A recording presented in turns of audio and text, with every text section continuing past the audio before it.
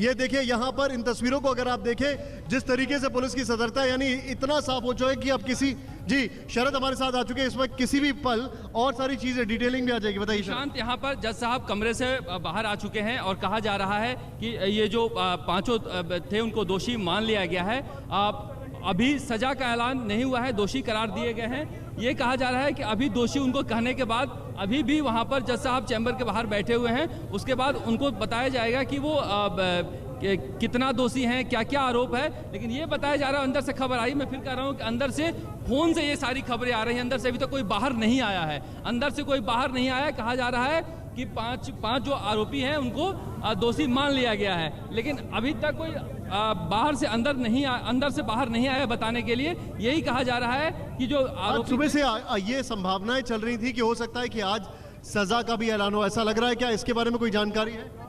अभी जज साहब जब अंदर बैठे हुए हैं तो हो सकता है कि सजा का ऐलान आज हो जाए, लेकिन बड़ी खबर जो अंदर से आ रही है ये सभी दोषी करार हो गए, दोषी करार दिए गए हैं, यही खबर अभी अंदर से आ रही है। अभी तक कोई पुष्ट खबर नहीं है। मैं बता दूं कि अंदर से कोई बाहर आया है, ऐसा कोई बताया है? यानी सीधे तौर पर क्या शरद मैं ये कह सकता हूं कि हम लोग जो ये लाइन कह रहे थे कि एक बलात्कार के मामले में आरोपी आसाराम अब सीधे सीधे बलात्कार के दोषी आसाराम हैं। देखिए इसमें कहीं कोई शक नहीं था, जिसे पॉस्को एक्ट और क्रिमिनल अमेंडमेंट एक्ट 2013 के बाद ये सीधे नीलम दुबे आ रही हूँ शरद, निशांत आ रही हूँ, एक बार नीलम दुबे क्या कह रही है प्रवक्ता आसाराम की सुनिए। हम आपको कुछ सटीक बता सकते हैं और ये जो भी फैसला आया है हम न्यायालय का पूरा सम्मान करते हुए हम आगे स्टेप बढ़ाएंगे। मैंने फिर से बोला है क्योंकि जो भी वर्डिक्ट आया है मुझे आपके थ्रू पता चला है, मुझे डायरेक्ट नहीं पता चला। मैं कोर्ट से टच में नहीं हूँ, मैं मेरे वकील और अपने लीगल टीम की टच में नहीं हूँ, मैं उनसे बात करती हूँ। उसके बाद हमारा जो पक्ष होगा मैं खुद आके आपको बताऊंगा। लेकिन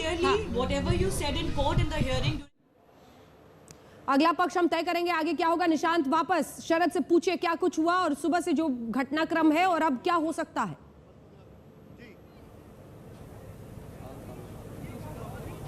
देखिए अभी जो मेरे पास जानकारी आ रही है वो जानकारी शरद ने हमें जो बताई है और अंदर हमारे सहयोगी नवीन मौजूद थे, उनके पास जो जानकारी निकल कर आई है वो दो जानकारी है। पहला तो आसाराम और उसके साथ जितने भी लोग इसमें इन्वॉल्व थे वो चारों लोग मतलब कुल मिलाकर वो पांचों लोग दोषी करार दे दिए गए हैं, यानी कि वो दोषी हैं, बलात्कार के मामले में दोषी हैं आसाराम। नंबर एक। नंबर दो, जज साहब ने ये कहने के बाद वो बाहर आकर बैठ गए हैं और अब वो फिर से अंदर जाएंगे, उनको बताया जाएगा कि क्या क्या चीज़ें हैं, क्या क्या चीज़ें हैं। और ऐसी, क्योंकि यहाँ पे जो पुलिस प्रशासन ने ऐसी खबर आ रही है, उन्होंने भी मांग कर रखी है कि आप आज ही सज़ा का ऐलान भी कर दीजिए, जिसको हम क्वांटम ऑफ पनिशमेंट, जो अक्सर थोड़ा टाइम दिया जाता है दूसरे पक्ष को उसके लिए प्रिपेयर करने के लिए, उसका आर्ग्यूमेंट प्रिपेयर करने के लिए, जब उनको बताया जाता है कि आपके ऊपर ये चीज़ें सिद्ध होती हैं, आपके ऊपर ये धाराएं सिद्ध होती है, तो उनको प्रिपेयर करने के लिए दिया जाता है जिससे वो फिर से आर्ग्यू करें। लेकिन सुरक्षा का हवाला देखते, यहाँ पर जो खर्चा हुआ है उसका हवाला देते हुए ऐसी खबर आ रही है कि पुलिस प्रशासन ने मांग कर रखी है कि आज ही क्वांटम ऑफ पनिशमेंट जो सजा का ऐलान है वो भी कर दिया जाए। तो क्योंकि अभी इसमें और ज्यादा विलंब हो रहा है, हमें ऐसी उम्मीद है कि हो सकता है कि आज सजा का ऐलान हो जाए। बैक टू यू अंजना जी। बिल्कुल, वहीं से तमाम खबरें आ रही हैं, इसलिए निशान में फिर आपके पास आऊंगी। शरद अगर वहां पर आसपास हो, कुल मिलाकर एक बहुत ही संगीन इल्जाम था और उसमें सभी आरोपी करार दिए गए हैं, जिसमें आसाराम तो है ही, उसके अलावा शिवा, शरद, शिल्पी, विकास, ये 4 अन्य लोग भी जो थे उन सबको इस मामले में दोषी करार दिया गया है।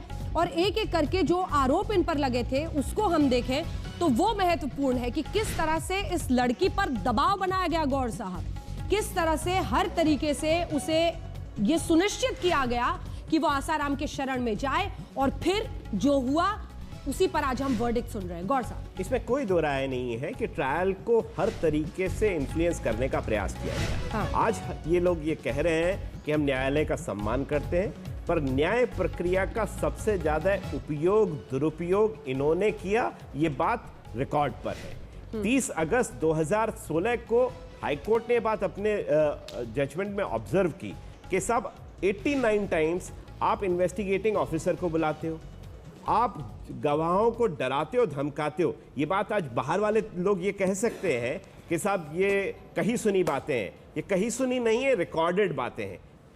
अगस्त 2016 में राजस्थान हाईकोर्ट ने रिकॉर्ड किया। जो अधिकारी इस मामले की जांच कर रहा था उसको 89 बार आसाराम के वकील ने बुलाया यानी 104 बार एक चश्मदीद को, 89 बार इन्वेस्टिगेटिंग ऑफिसर को। आप समझिए कि कोर्ट को कैसे एक तरह से गुमराह करके मामले को लंबा खींचने की कोशिश हो रही थी गौर साहब। और 1 साल पूरा लगा उस आयोग को क्रॉस एग्जामिन करने में। आप ये देखिए कि 1 साल तक एक आयोग को लगातार क्रॉस एग्जामिन करते रहे, तो इसका मतलब ये साफ है कि की एक्यूज्ड को पूरा समय दिया गया कि आप अपनी बेगुनाही के बारे में जो कहना है, जो करना है, कर लीजिए। तो सब कुछ करने के बावजूद भी दोष सिद्ध हुआ, ये बात स्वयं सिद्ध है। निशांत कोई अपडेट वहां से, और शरद भी जुड़े तो बताएं कि किस तरह के इल्जाम इन सब पर थे, पांचों पर।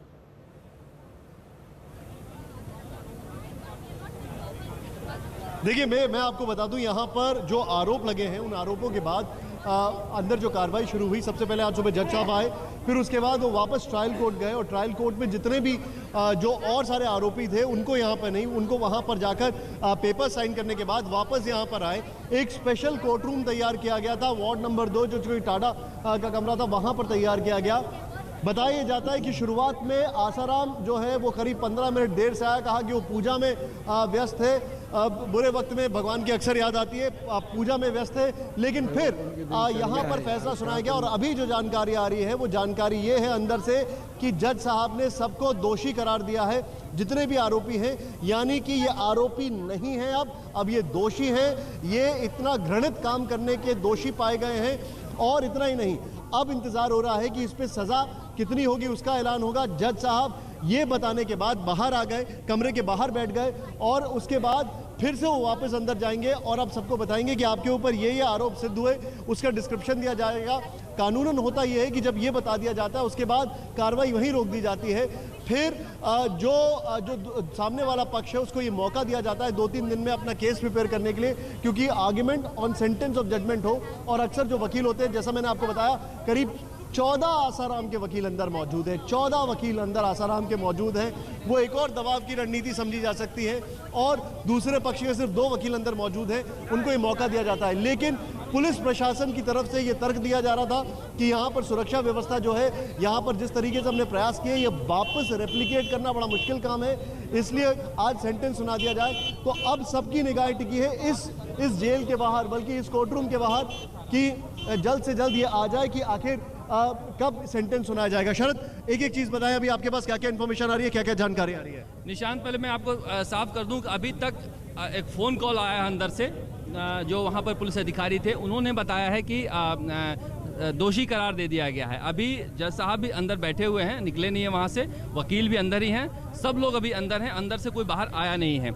अब एक फ़ोन कॉल आया है कि दोषी करार दे दिए गए हैं और ये दोषी करार दे दिए गए हैं। जो अधिकारी थे वही कह रहे हैं, जो पुलिस अधिकारी मौजूद थे वही उन्होंने फ़ोन किया है कि दोषी करार दे दिए गए हैं। तो पुलिस अधिकारी के बयान पर विश्वास किया जा सकता है कि वो पुलिस के अधिकारी हैं और जेल के डीआईजी भी हैं, तो ऐसे में उनके बयान पर विश्वास किया जा सकता है कि दोषी करार दे दिए गए हैं। जहां तक कोर्ट का कार्रवाई क्या हुई आज की बात, कोर्ट की कार्रवाई, जैसा कि आपको पता है कि जब जज साहब आए, जज साहब के आने के 15 मिनट बाद आसाराम आए, वो पूजा कर रहे थे और उसके बाद उनके जो वकील हैं, पूजा कर रहे थे, सच्चन राज सुराणा उनके वकील जो हैं, उन्होंने कहा कि मुझे कुछ और दलील रखनी है।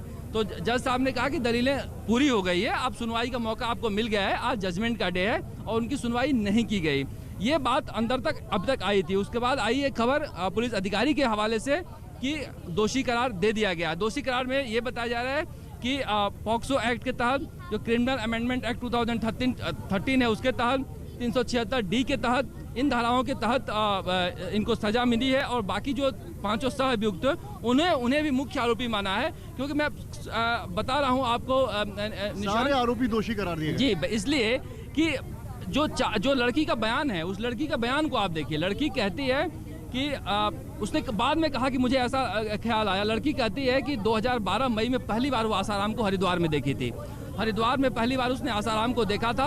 उसके बाद आसाराम ने उसके सर पे हाथ रखा और 1-2 जगह ऐसे हाथ रखा जो वो नहीं, उसको लगा कि ये गुरु हैं, कहीं रह सकते हैं, बुजुर्ग हैं। मैं 15 साल की और ये 75 साल के।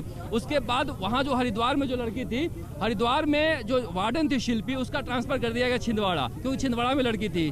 और वही शिल्पी उसको लेकर जोधपुर आती है। शरद सर समझाता है कि तुम्हारे ऊपर भूत का साया है, तुम्हें बाबा ठीक करेंगे। तो ये जो साजिश है, और साजिश प्रूफ कैसे हुआ है कि आसाराम मोबाइल नहीं रखता था, लेकिन अप्रैल, मई, जून, जुलाई ये 4 महीने के लिए एक मोबाइल नंबर लिया जाता है। और 4 महीने के मोबाइल नंबर में ये चारों आसाराम, शिल्पी और शरद चंद्र ये सब संपर्क में रहते हैं आपस में। और इस घटना के बाद फिर उस मोबाइल का यूज नहीं होता। दिन में 18, 19 बार बात होता है। तो ये एक एविडेंस था। इसके अलावा इन्होंने जिस तरह से तैयार किया, कहा कि जो लड़की के फादर था उनसे 15 करोड़ रुपए मांग रहा था। मांगने के लिए जम्मू कश्मीर में मुकदमा दर्ज कराया। जम्मू कश्मीर का एक अधिकारी जो बाबा का भक्त था, अजात शत्रु, वो आकर कहा कि हाँ मैंने इन्वेस्टिगेशन किया और ये मांग रहे थे पैसे। तो इस तरह की जो साजिशें की गई उसको कोर्ट ने खारिज कर दिया है। तो कुल मिला के जिस तरह से कहा जा रहा था कि आसाराम के पास बचने का विकल्प नहीं है। आसाराम ने जेल जाते वक्त क्या कहा था, मुझे बैकुंठ मिला है, मैं बैकुंठ आया हूँ। कृष्ण भगवान को भी जेल मिला था। जज साहब भी कृष्ण भक्त हैं, रोज सुबह जाते हैं कृष्ण मंदिर, तब आते हैं कोर्ट। तो कृष्ण कौरव और कृष्ण पांडव दोनों के थे, और कृष्ण सत्य और सत्य दोनों के थे। आज कृष्ण सत्य के साथ रहे हैं, अगर दोषी करार दिया गया है तो। आज जो कृष्ण भक्त जज साहब हैं, आज सत्य के साथ रहे हैं, आज उस पीड़ित लड़की के साथ रहे हैं। और कहा जा रहा है कि अगर जज साहब बैठे हैं तो हो सकता है कि आज क्वांटम जो सजा का ऐलान हो जाए, क्योंकि इतनी देर तक दोषी करार करने के बाद बैठे हुए हैं जज साहब। इसका मतलब कि वहां पर एक मंथन चल रहा है कि आज ही सजा का ऐलान कर दिया जाए, क्योंकि पुलिस कह रही है कि लाखों रुपए खर्च किए गए हैं। पूरे राजस्थान में एक तरह से कर्फ्यू जैसा माहौल है। जोधपुर में आप निकले हुए, कहीं पर कोई व्यक्ति दिख नहीं रहा है। तो आज सजा का ऐलान हो सकता है, ऐसा कहा जा रहा है। पुलिस की तरफ से एक दरख्वास्त दी गई है कि इस जिस तरह से कानून व्यवस्था की समस्या है उसे देखते हुए आज सजा का ऐलान कर दिया जाए। क्योंकि देखिए, इस तरह से छावनी बनाने के बावजूद सुबह से आज 8 लोगों को पकड़ के जेल भेजा गया है। कल 6 लोगों को पकड़ा गया। इतना होने के बावजूद आसाराम के समर्थक यहाँ आ जा रहे हैं। तो बड़ी खबर यह है जो अंदर से जेल अधिकारी के हवाले से आई है कि आसाराम दोषी करार दे दिए गए हैं। आसाराम को वैसे भी अभी जेल में ही रहना था। आसाराम वैसे भी जेल में ही रहेंगे। बरी भी हो जाते, प्रोडक्शन वारंट पर सूरत जाते, वहां भी उन पर बलात्कार का मुकदमा है। आसाराम आज अब यहीं रहेंगे। ये जरूर है कि यहाँ जब सजा शुरू हो जाएगा तो सूरत पुलिस आएगी और कहेगी मुझे प्रोडक्शन वारंट पर दीजिए अब जांच के लिए वहाँ, क्योंकि जांच के लिए सूरत पुलिस इनको मांग रही थी तो कह रहे थे कि यहाँ सुनवाई हो रही है। तो आसाराम को जेल की बैकुंठ से मुक्ति नहीं है। आसाराम यहीं रहेंगे। और जज साहब जैसा कहा जा रहा है कि दोषी करार दे दिए हैं, तो आसाराम को अभी बहुत दिन तक जेल की रोटियां खानी पड़ेगी। हालांकि देखिए, सबसे बड़ी बात है कि जिस लड़की जो पीड़ित हुई, उस लड़की के बारे में सोचिए, वो पिछले 4.5 साल से कैद की जिंदगी जी रही है। और जो आसाराम है वो मस्ती से बाहर कोर्ट में नाचता है। एक और चीज जो मैं आपसे जानना चाहूंगा, आज 2 मोमेंट ऐसे लगे जिसमें लगा कि एरोगेंस, एक तरफ एरोगेंस दिखाई दे रही है और दूसरी तरफ एक और चीज जो दिखाई दी वो ये थी कि अभी भी दबाव बनाने की कोशिश। अंदर से खबर आई कि 14 वकील आसाराम के मौजूद हैं। एक हैरान करने वाली बात, 14 वकील आसाराम के मौजूद हैं।